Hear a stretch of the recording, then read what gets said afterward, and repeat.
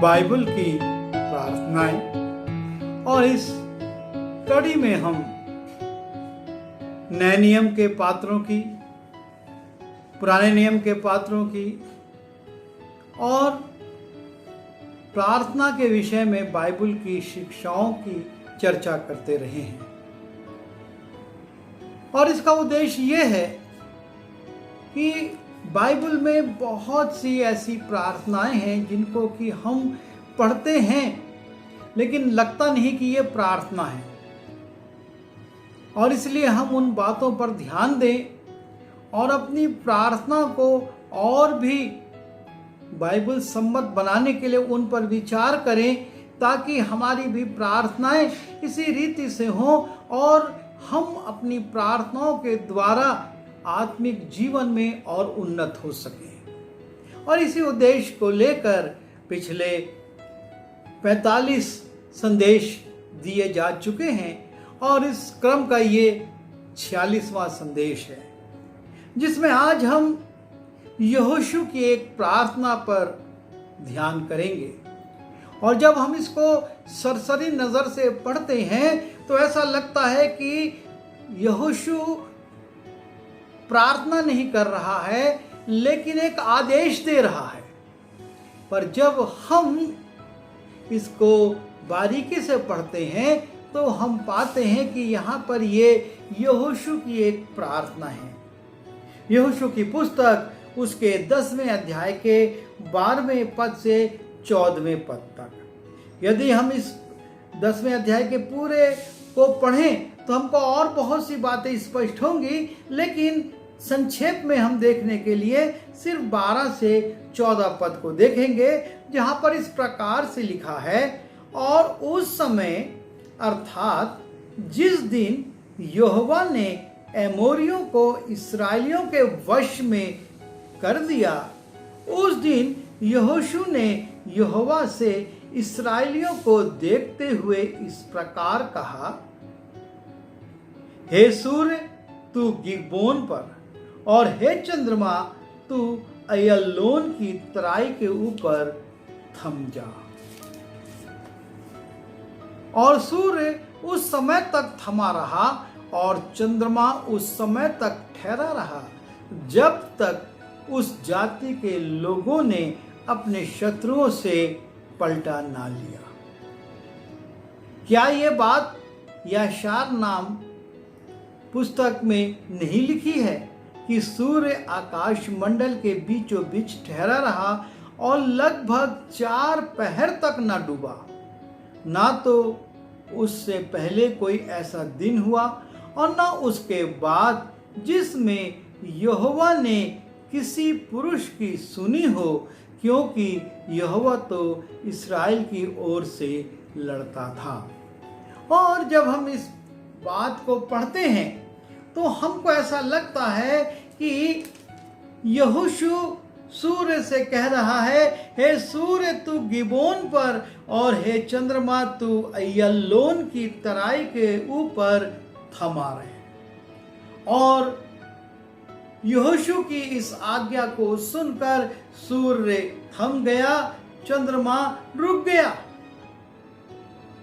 पर सच्चाई इससे अलग है। ये वो घटना है जबकि कनान के दक्षिणी भाग को इस्राएली ले रहे थे और युद्ध कर रहे थे, और एमोरियों के साथ उनका युद्ध चल रहा था, और परमेश्वर एमोरियों के विरुद्ध खड़ा होता है और एमोरियों को वो घबरा देता है। इस्राएली तो युद्ध करते ही हैं, लेकिन यहोवा ने ऐसा किया। जब हम 10वां पद देखते हैं तब यहोवा ने ऐसा किया कि वे इस्राएलियों से घबरा गए और इस्राएलियों ने गिबोन के आसपास उनका बड़ा नरसंहार किया और बेथोरोन के चढ़ाव पर उनका पीछा करके अजेका और मक्केदा तक उनको मारते गए। और फिर जब वो लोग परमेश्वर के द्वारा आई घबराहट के कारण ऐसे पराजित होने लगे, परमेश्वर फिर काम करता है। फिर जब वे इस्राएलियों के सामने से भागकर बेथोरोन की तराई पर आए, तब अजेका पहुंचने तक यहोवा ने आकाश से बड़े बड़े पत्थर उन पर बरसाए और वे मर गए।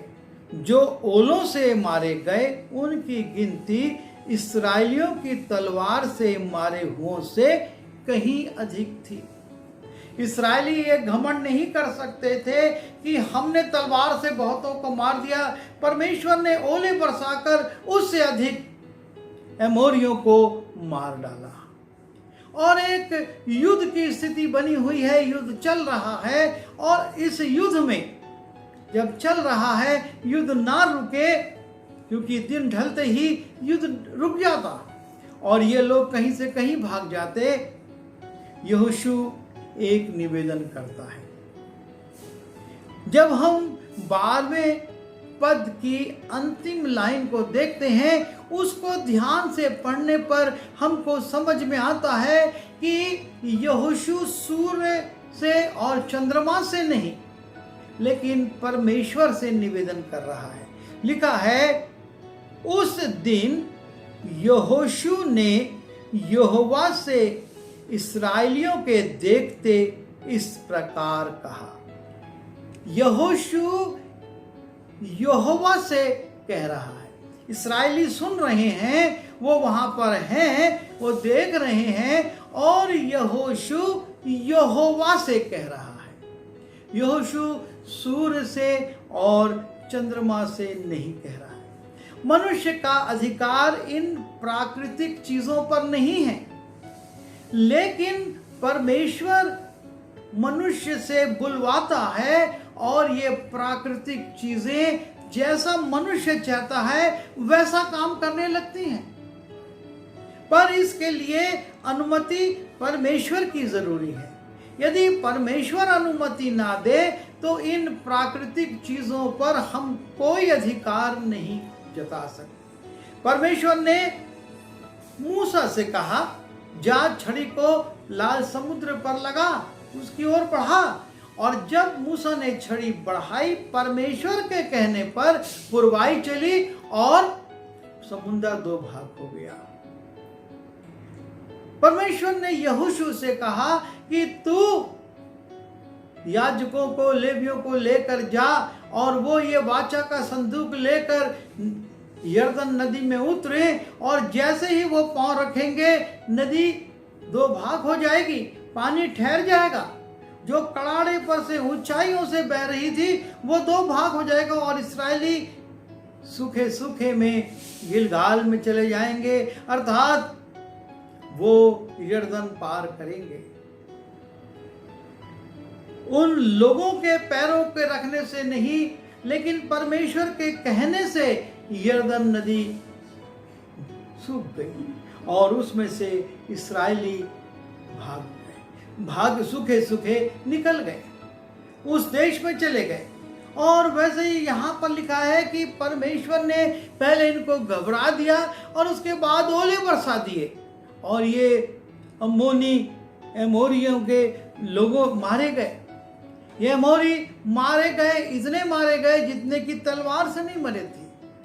और तब यहोशू सबके सुनते यहोवा से कहता है, वो परमेश्वर से निवेदन करता है और कहता है, हे सूर्य तू गिबोन पर और हे चंद्रमा तू अय्यालोन की तराई के ऊपर थमा रहे। उसने यहोवा परमेश्वर के ओर से ये निवेदन किया, उसके नाम को लेकर निवेदन किया। और तब लिखा है कि सूर्य थम गया, 4 पहर तक वो रुका रहा। दुनिया में इसके पहले और इसके बाद कभी ऐसा नहीं हुआ। जब यशाया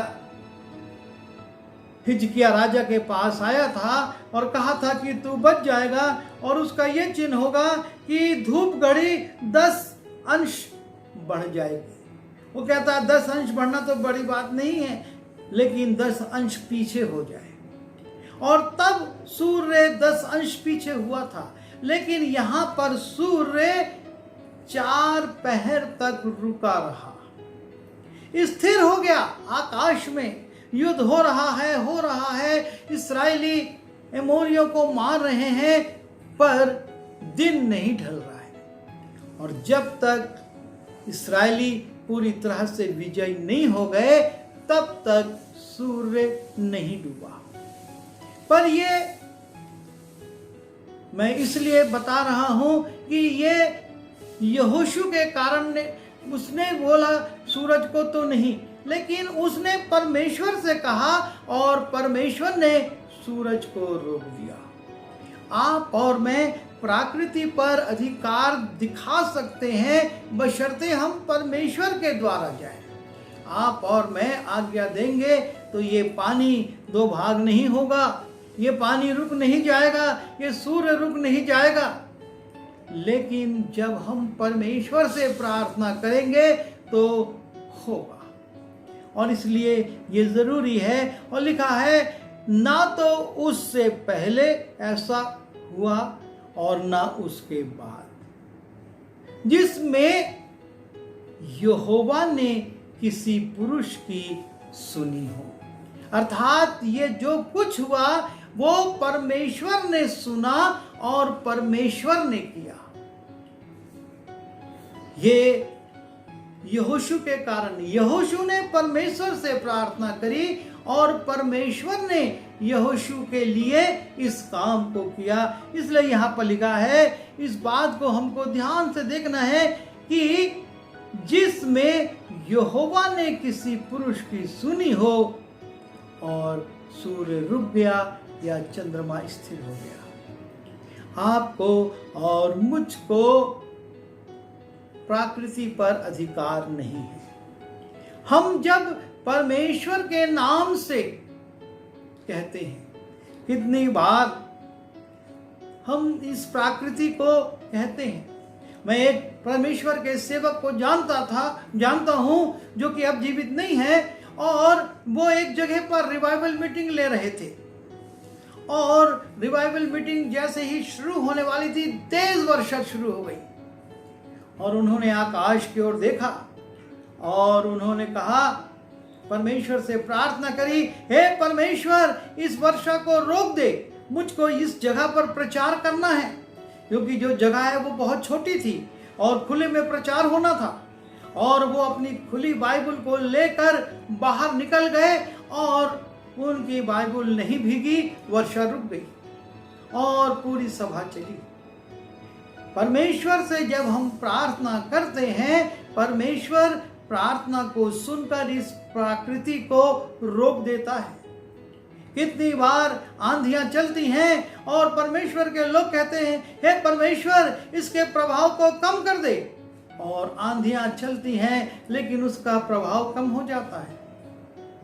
यहां पर यही बात हुई। यहोशू ने परमेश्वर लोगों के सुनते यहोवा से कहा, यहोवा ने सूर्य और चंद्रमा को रोका।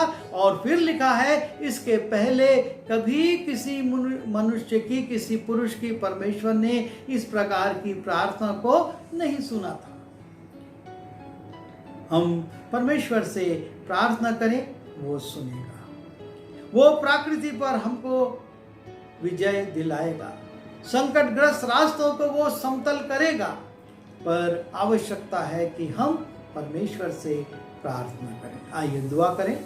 प्रभु जी, हम धन्यवाद देते हैं यहोशू की प्रार्थना के लिए, जिसने कि आपसे कहा और आपने सूर्य को रोक दिया, चंद्रमा को स्थिर कर दिया, और उस दिन 4 पहर सूर्य रुका रहा। ये विश्व की एक अद्भुत घटना थी जो कि एक ही बार घटी।